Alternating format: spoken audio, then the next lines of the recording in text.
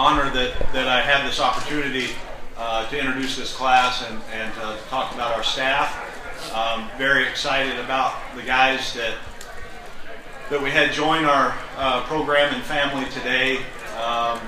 Our staff has worked with great urgency. We were on the road together as a staff for really 12 days, and for us to put together the class that we did, really excited about the opportunity for those guys moving forward in our program. We addressed some immediate needs that we have to address within our program, and anticipate those guys moving forward and helping us immediately when they step on campus.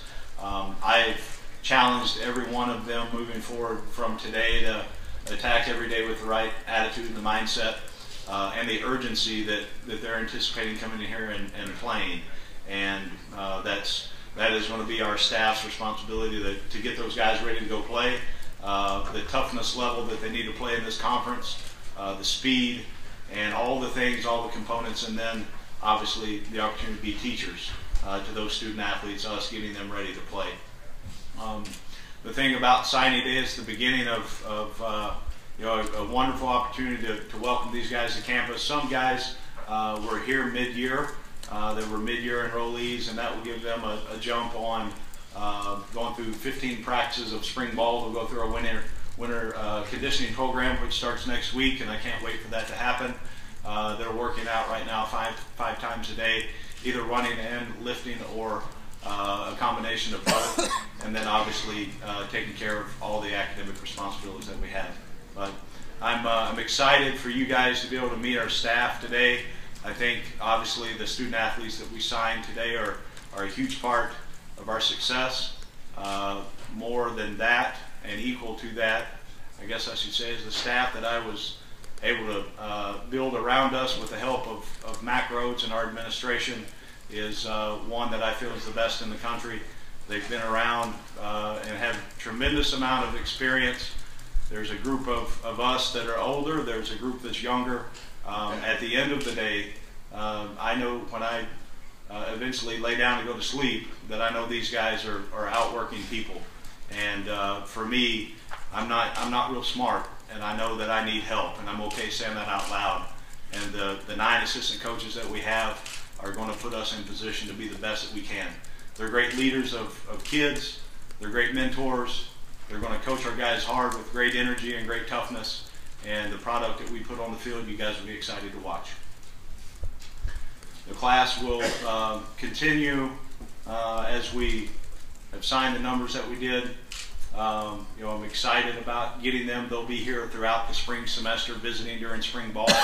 And I believe with great conviction that the University of Missouri and the state of Missouri, the people of Missouri, are our greatest asset. And I look forward to representing this place in the right fashion, in the right way, in everything that we do. And our players will understand that from the day that they step on campus, that it's about a bunch of guys that were here before them and the legacy that they built, and for us to make sure that we do everything that we can do every day when we wake up to make Mizzou football better than it was the day before. That's the approach our staff will take, and that's the approach this class will take. And I'm really, really excited to get started. All right, Coach, thank you. We'll take questions from reporters here. We do have a wireless mic that Sean will pass around, so holler when you want that. And then if you would, please, the first time you ask a question, just give us a quick ID, and we'll go from there. Hey, Barry. Todd Palmer, Kansas City Star. You mentioned some guys that you feel like can make an immediate impact in this class. I mean, who are those guys, and what kind of role do you see for them?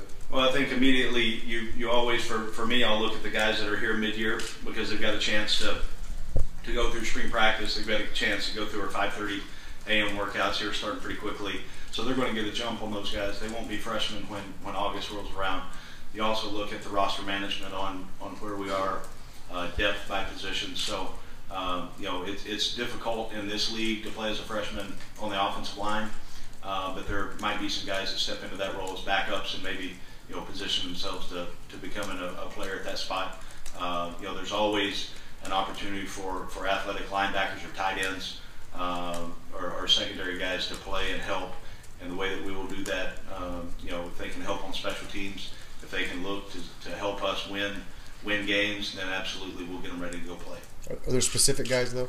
No, I wouldn't want to put a target on one specific guy. You know, as I talked to every one of them today, I told them to get ready to go play, and that's the way that I'm going to approach everything that we do. The urgency to get ready to be our best.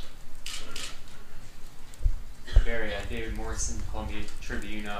As I guess you saw the recruiting board as head coach rather than defensive coordinator starting in December. I mean, how much of a makeover did it need, or how much did you use that to go forward, or just kind of what was that balance like? Well, the fortunate thing that we were able to keep Cornell Ford and Andy Hill on staff, and those guys have been tremendous teachers of student athletes. They've been great coaches. They've been great mentors, and then obviously Cornell and St. Louis for 15 years, Andy Hill and Kansas City for even longer than that. Those guys held a lot of the remaining class together. Even though they weren't St. Louis, Kansas City kids, they were able to hold the Mizzou brand together, along with Ryan Walters, who did a tremendous job throughout the state of Texas recruiting. And then it was interesting for me to listen as we hired guys to get in on who they had been recruiting, possibly who they knew that were out there. And you know, Coach Heupel did a great job offensively, looking at he studied every player on our roster from an offensive standpoint, and trying to piece it together on his vision for the offense moving forward, and then targeting guys that we needed skill set wise. And then Damani Cross did the same thing defensively.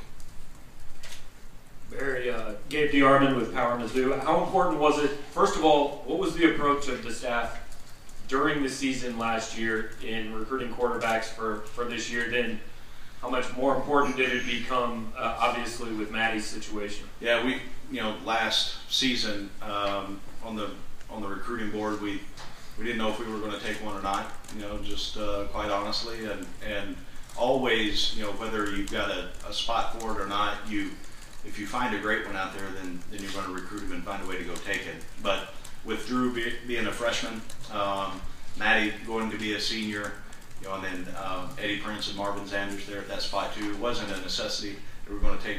But after the last month or so, or 3 weeks, whatever it's been, and that number changed, then obviously the importance of signing a guy jumped up to maybe the most important thing that we did.